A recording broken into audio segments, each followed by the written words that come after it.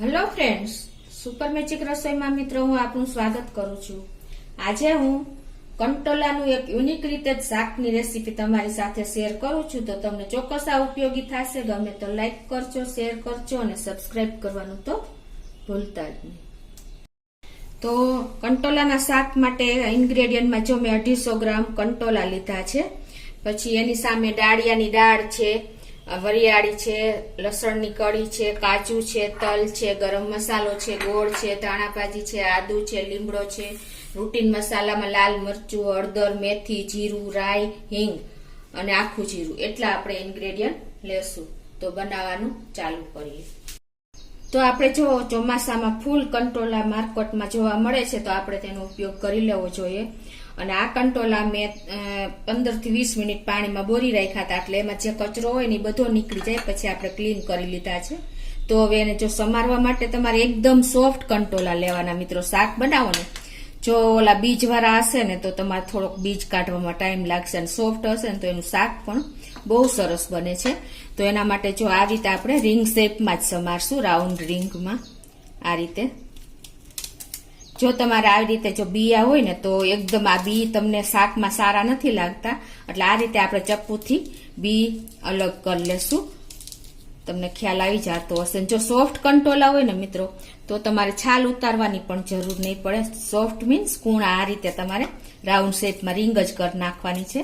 તમે જોઈ શકો છો, મારે લગભગ 2 થી 4 જ 2 ઇંચ વાળા દેખાય છે, બાકી બધા આવી રીતે સોફ્ટ એકદમ પતલી પતલી રિંગમાં આપણે સમારી લેશું। તો આ રીતે હું બધા કંટોલા સમારી લઉં છું। આ રીતે જો આપણે બહુ ઉપર જરા જરા છાલ લેવાની છે, બહુ નથી ઉતારવાની। અને આ રીતે જો મેં બધા કંટોલા સમારી લીધા છે, અને જેમાં બીન્સ હતા એ બધા જ મેં નીકાળી દીધા છે।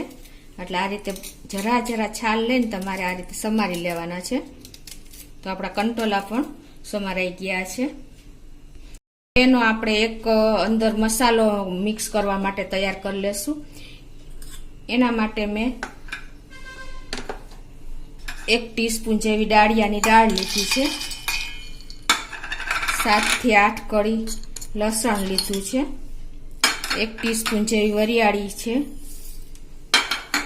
1 ઇંચ આદુનો ટુકડો અને 15 થી 17 જેવા લીમડાના પાન।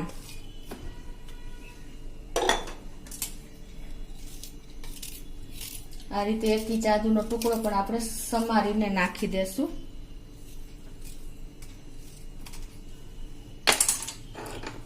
અને 1 ટીસ્પૂન જેવા આપણે તલ નાખી દેશું।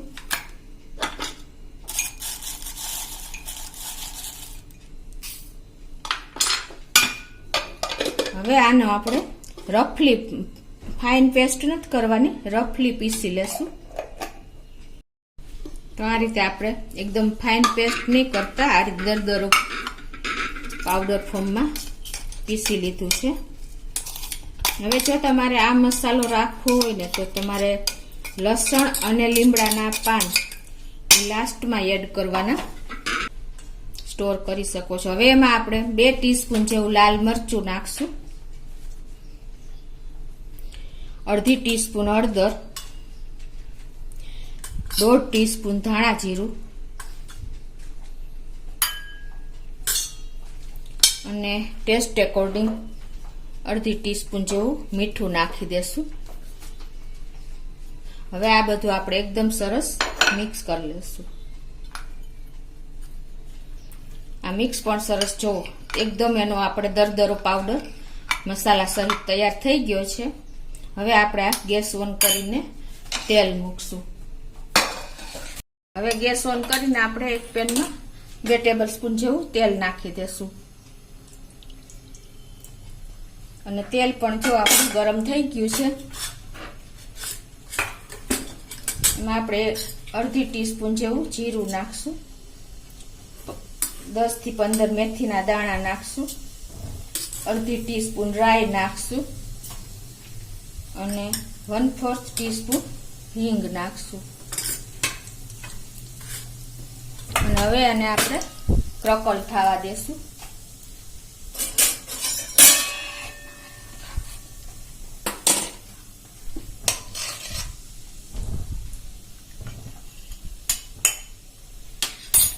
આપણે એકદમ સરસ જો ક્રકલ થઈ ગયું છે મિત્રો. મેથી દાણાનો ટેસ્ટ શાકમાં બહુ સરસ આવે છે, એટલે આપણે મેથી દાણા નાખવા બહુ જરૂરી છે, કેમ કે એનાથી આપણે હેલ્થ બેનિફિટ ઘણા મળે છે.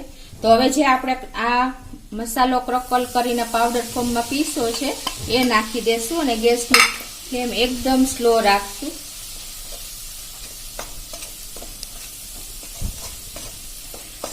અને એમાં આપણે 2 ટેબલ સ્પૂન જેવું પાણી નાખી દેશું.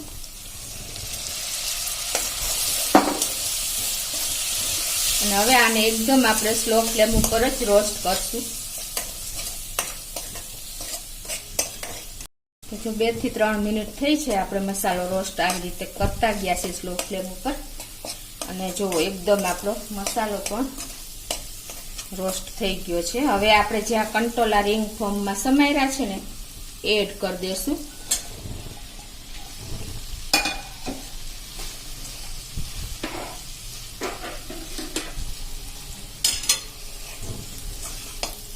આને આપણે એકદમ સરસ મિક્સ કરી લેશું.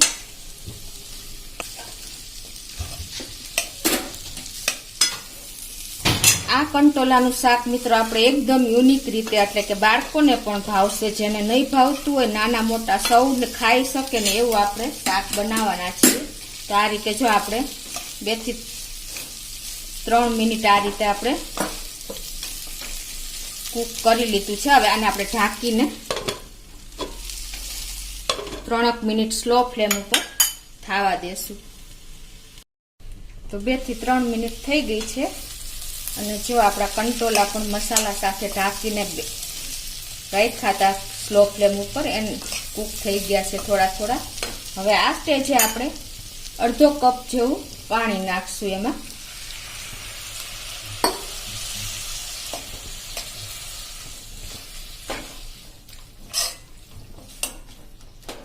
પાછું ઢાંકીને આપણે 2 થી 3 મિનિટ થવા દેશું.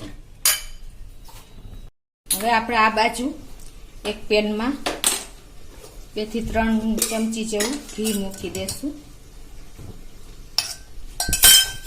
અને એમાં આપણે જે આ કાજુ લીધા છે ફાડા કરીને 10 થી 11 કાજુ એ નાખી દેશું. અને એને આપણે આ રીતે રોસ્ટ કરી લેશું ઘીમાં. આપણા હલકા બ્રાઉન કલર થઈ ગયા છે કાજુ જો ઘીમાં રોસ્ટ. તો ગેસ બંધ કરી દેશું. અને આ બાજુ આપણા કંટોલા પણ જો સરસ કૂક થઈ ગયા છે અને તેલ પણ છૂટું પડી ગયું છે. જો એનો લુક જોવો, એનું ટેક્સચર જોવો, એની કન્સિસ્ટન્સી જુઓ મિત્રો. એકદમ ટેસ્ટી અને ચટાકેદાર મસાલા સાથે આપણા શાક એકદમ તૈયાર થયું છે. તો આપણે આ કાજુ જે રોસ્ટ કર્યા છે ને ઘીમાં એ આમાં નાખી દેશું. અને આને હવે આપણે કાજુ નાખ્યા પછી 1 મિનિટ કૂક કરશું ઢાંકીને. તો જો આપણે કાજુ મિક્સ કરી દીધા પછી 1 મિનિટ થઈ છે. હવે એમાં આપણે મસાલામાં 1 ચમચી ગોળ નાખી દઈશું. 1 ટીસ્પૂન જેવો આપણે ગરમ મસાલો નાખશું અને એને આપણે સરસ એવું મિક્સ કરી લેશું.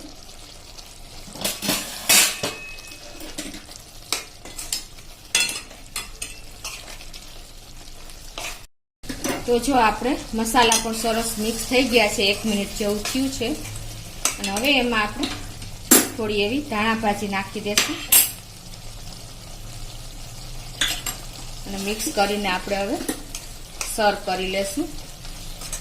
ગેસની ફ્લેમ હવે બંધ કરી દઉં છું. અને આપણું શાક પણ જો એકદમ ડિલિશિયસ એવું તૈયાર થયું છે કંટોલાનું શાક.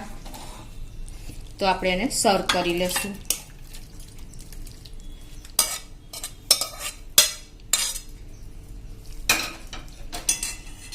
તો મિત્રો અલગ જ મસાલા સાથે કાજુ એક સિક્રેટ ઇન્ગ્રેડિયન્ટ મેં ઉમેર્યું છે. તો એકદમ આપણું ટેસ્ટી શાક તૈયાર થયું છે. તો આપણે આ રીતે ઉપરથી ધાણા ભાજી નાખીને સર્વ કરશું. તો તમે ચોક્કસ એક વખત આ રીતે પણ અલગ જ મેથડથી કંટોલાના શાકની રેસીપી તૈયાર કરજો અને મને કોમેન્ટ બોક્સમાં જણાવજો કે આપણું શાક કેવું તૈયાર થયું છે. તો મિત્રો, તમને મારો વિડીયો ગમે તો લાઈક કરજો, શેર કરજો અને સબસ્ક્રાઈબ કરવાનું તો ભૂલતા જ નહીં.